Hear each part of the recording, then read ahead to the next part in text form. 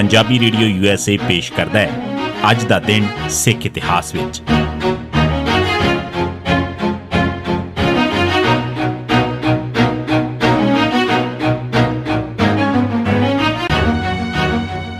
ਸਿੱਖ ਇਤਿਹਾਸ ਦੀਆਂ ਘਟਨਾਵਾਂ 'ਚ 7 ਅਕਤੂਬਰ ਦਾ ਦਿਨ 1708 ਗੁਰੂ ਗੋਬਿੰਦ ਸਿੰਘ ਜੀ ਦਾ ਸੰਸਕਾਰ ਕੀਤਾ ਗਿਆ। 5 ਅਕਤੂਬਰ 1708 ਦੇ ਦਿਨ ਬਾਬਾ ਬੰਦਾ ਸਿੰਘ ਨਾਂਦੇੜ ਤੋਂ ਚੱਲਿਆ ਤੇ ਇਸੇ ਸ਼ਾਮ ਜਮਸ਼ੇਦ ਖਾਨ ਪਠਾਨ ਨੇ ਗੁਰੂ ਸਾਹਿਬ ਦੇ ਸੁੱਤਿਆਂ ਉਹਨਾਂ ਉੱਤੇ ਹਮਲਾ ਕਰ ਦਿੱਤਾ ਤੇ ਜਮਦਾਰ ਕਟਾਰ ਦੇ ਨਾਲ 3 ਵਾਰ ਕਰਕੇ ਬੁਰੀ ਤਰ੍ਹਾਂ ਜ਼ਖਮੀ ਕਰ ਦਿੱਤਾ। ਬੇਹੱਦ ਜ਼ਖਮੀ ਹੋਣ ਦੇ ਬਾਵਜੂਦ ਗੁਰੂ ਸਾਹਿਬ ਨੇ ਪਰਤਾਵਾਂ ਵਾਰ ਕਰਕੇ ਜਮਸ਼ੇਦ ਖਾਨ ਨੂੰ ਥਾਂ ਮਾਰ ਦਿੱਤਾ। ਗੁਰੂ ਸਾਹਿਬ ਆਪ ਵੀ ਇਹਨਾਂ ਜ਼ਖਮਾਂ ਦੀ ਤਾਬ ਨਾਲ ਚੱਲਦੇ ਹੋਏ ਅਕਾਲ ਪੁਰਖ ਦੀ ਗੋਦ ਵਿੱਚ ਸਮਾ ਗਏ। ਉਹਨਾਂ ਦਾ ਸੰਸਕਾਰ ਉਸੇ ਸ਼ਾਮ ਨੂੰ ਗੋਦਾਵਰੀ ਦਰਿਆ ਦੇ ਕੰਢੇ ਕਰ ਦਿੱਤਾ ਗਿਆ।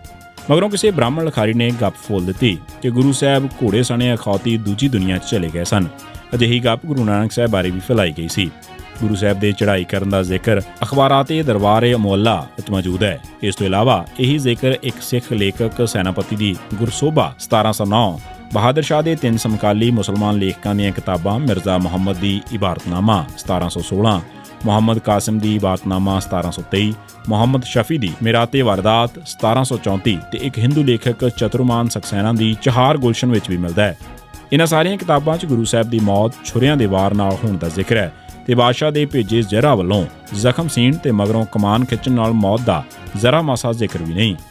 ਦਰਅਸਲ ਬਾਦਸ਼ਾਹ ਉਸ ਵੇਲੇ ਕਈ ਮੀਲ ਦੂਰ ਨਿਕਲ ਚੁੱਕਾ ਸੀ, ਇਸ ਕਰਕੇ ਉਸ ਵੱਲੋਂ ਹਕੀਮ ਜ਼ਰਾ ਭੇਜਣ ਵਾਲੀ ਗੱਲ ਸਿਰਫ ਤੇ ਸਿਰਫ ਨਾਮੁਮਕਿਨ ਹੀ ਨਹੀਂ ਸੀ, ਉਂਝ ਉਹ ਹਮਲੇ ਦੀ ਸਾਜ਼ਿਸ਼ ਵਿੱਚ ਸ਼ਾਮਿਲ ਵੀ ਸੀ।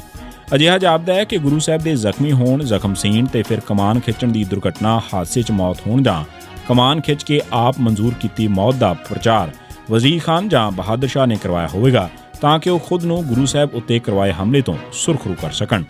ਗੁਰੂ ਸਾਹਿਬ ਦੀ ਮੌਤ ਇੰਜ ਵਿਖਾਉਣਾ ਵਜ਼ੀਰ ਖਾਨ ਤੇ ਬਹਾਦਰ ਸ਼ਾਹ ਦੇ ਜਾਲ 'ਚ ਫਸ ਕੇ ਤਵਾਰੀਖ ਵਿਗਾੜਨਾ ਹੈ। ਕੁਝ ਸਿੱਖ ਲੇਖਕਾਂ ਨੇ ਸਰਕਾਰੀ ਪ੍ਰੋਪੇਗੈਂਡਾ ਦੀ ਸਾਜ਼ਿਸ਼ ਦੀ ਤਹਿ ਤੱਕ ਜਾਣ ਦੀ ਬਜਾਏ ਇਸ ਨੂੰ ਤਵਾਰੀਖ ਬਣਾ ਕੇ ਅਹਿਮਕਤਾ ਦਾ ਇਜ਼ਹਾਰ ਵੀ ਕੀਤਾ ਹੈ, ਜਿਸ ਨੂੰ ਕੁਝ ਅਗਲੇ ਬਚਕਾਨੇ ਲੇਖਕਾਂ ਨੇ ਲੋਕਾਂ ਦੇ ਕੰਨਾਂ ਚਾੜ ਦਿੱਤਾ। ਕੁਝ ਸਿੱਖ ਲਿਖਾਰੀ ਸ਼ਾਇਦ ਇਹ ਵੀ ਨਹੀਂ ਸਨ ਚਾਹੁੰਦੇ ਕਿ ਗੁਰੂ ਸਾਹਿਬ ਨੂੰ ਮੁਸਲਮਾਨੀ ਹਮਲੇ 'ਚ ਸ਼ਹੀਦ ਹੋਇਆ ਵਿਖਾਇਆ ਜਾਵੇ, ਸੋ ਉਹਨਾਂ ਨੂੰ ਕਮਾਨ ਖਿੱਚਣ ਨਾਲ ਮੌਤ ਸਾਬਤ ਕਰਨ 'ਚ ਵਧੇਰੇ ਸ਼ਰਧਾ ਜਾਪੀ ਹੋਵੇਗੀ। 1753 ਨਵਾਬ ਕਪੂਰ ਸਿੰਘ ਦੀ ਮੌਤ। 7 ਅਕਤੂਬਰ 1753 ਦੇ ਦਿਨ ਦਲ ਖਾਲਸਾ ਦੇ ਜਥੇਦਾਰ ਨਵਾਬ ਕਪੂਰ ਸਿੰਘ ਚੜ੍ਹਾਈ ਕਰ ਗਏ। ਉਹਨਾਂ ਦੀ ਸਿਹਤ ਕਾਫੀ ਚਿਰ ਤੋਂ ਖਰਾਬ ਚੱਲੀ ਆ ਰਹੀ ਸੀ ਕਿਉਂਕਿ ਇੱਕ ਲੜਾਈ 'ਚ ਗੋਲੀ ਲੱਗਣ ਕਾਰਨ ਹੋਇਆ ਉਹਨਾਂ ਦਾ ਜ਼ਖਮ ਭਰ ਨਹੀਂ ਸੀ ਸਕਿਆ। ਨਵਾਬ ਕਪੂਰ ਸਿੰਘ ਦੀ ਮੌਤ ਨਾਲ ਸਿੱਖ ਪੰਥ ਤੋਂ ਇੱਕ ਮਹਾਨ ਜਰਨੈਲ ਖੁੱਸ ਗਿਆ। ਭਾਵੇਂ ਜੱਸਾ ਸਿੰਘ ਆਹਲੂਵਾਲੀਆ ਨੇ ਗੈਰ ਰਸਮੀ ਤੌਰ ਤੇ ਦਲ ਖਾਲਸਾ ਦੀ ਕਮਾਨ ਸੰਭਾਲ ਲਈ ਸੀ, ਪਰ ਬਤੌਰ ਜਥੇਦਾਰ ਰਸਮੀ ਤੌਰ ਤੇ ਮਨਜ਼ੂਰੀ 10 ਅਪ੍ਰੈਲ 1754 ਦੇ ਦਿਨ ਸਰਬੱਤ ਖਾਲਸਾ ਇਕੱਠ 'ਚ ਹੋਈ। 1944 ਸਿੱਖ ਆਗੂ ਗਿਆਨੀ ਸ਼ੇਰ ਸਿੰਘ ਦੀ ਮੌਤ। ਅਕਾਲੀ ਲਹਿਰ ਦੇ ਇੱਕ ਮਹਾਨ ਆਗੂ ਗਿਆਨੀ ਸ਼ੇਰ ਸਿੰਘ 7 ਅਕਤੂਬਰ 1944 ਦੇ ਦਿਨ ਚੜ੍ਹਾਈ ਕਰ ਗਏ। ਇਸ ਤੋਂ 7 ਦਿਨ ਬਾਅਦ 14 ਅਕਤੂਬਰ 1944 ਦੇ ਦਿਨ ਇੱਕ ਅਕਾਲੀ ਕਾਨਫਰੰਸ ਲਾਹੌਰ ਵਿਖੇ ਹੋਈ। ਇਸ 'ਚ ਇੱਕ ਗੇਟ ਗਿਆਨੀ ਸ਼ੇਰ ਸਿੰਘ ਦੇ ਨਾਂ ਤੇ ਬਣਾਇਆ ਗਿਆ ਸੀ। ਗਿਆਨੀ ਸ਼ੇਰ ਸਿੰਘ ਨੇ ਸਾਰੀ ਉਮਰ ਪੰਥਕ ਨਿਸ਼ਾਨੇ ਉੱਤੇ ਪਹਿਰਾ ਦਿੱਤਾ। 1985 ਰਾਜੀਵ ਗਾਂਧੀ ਵਿਰੁੱਧ ਸਿੱਖ ਨੌਜਵਾਨਾਂ ਦਾ ਮੁਜ਼ਾਹਰਾ।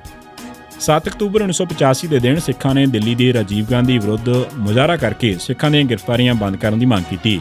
ਇਸ ਤੇ ਪੰਜਾਬ ਦੇ ਮੁੱਖ ਮੰਤਰੀ ਸੁਰਜੀਤ ਸਿੰਘ ਬਰਨਾਲਾ ਨੇ ਆਖਿਆ ਕਿ ਰਾਜੀਵ ਵਿਰੁੱਧ ਮੁਜ਼ਾਹਰਾ ਕਰਨ ਵਾਲੇ ਸਿੱਖ ਗੁੰਮਰਾਹਕੁਨ ਅਨਸਰ ਨੇ। ਇਸੇ ਦਿਨ ਹਰਿਆਣੇ ਦੇ ਕਰਤਾਰ ਸਿੰਘ ਟੱਕਰ ਨੇ ਕਿਹਾ ਕਿ ਹਰਿਆਣੇ 'ਚ 300 ਬੇਕਸੂਰ ਸਿੱਖ ਜੇਲ੍ਹਾਂ 'ਚ ਨੇ ਤੇ 1000 ਸਿੱਖਾਂ ਦੇ ਅਸਲਾ ਲਾਇਸੈਂਸ ਰੱਦ ਕਰ ਦਿੱਤੇ ਗਏ ਨੇ। ਜਸਟਿਸ ਅਜੀਤ ਸਿੰਘ ਬੈਂਸ ਨੇ ਕਿਹਾ ਕਿ ਪੰਜਾਬ ਦੀਆਂ ਜੇਲ੍ਹਾਂ 'ਚ 2000 ਸਿੱਖ ਬੰਦ ਨੇ। ਇਹ ਸੀ ਸਿੱਖ ਇਤਿਹਾਸ ਦੀਆਂ ਘਟਨਾਵਾਂ 'ਚ 7 ਅਕਤੂਬਰ ਦਾ ਦਿਨ। ਸੁਣਦੇ ਰਹੋ ਪੰਜਾਬੀ ਰੇਡੀਓ USA।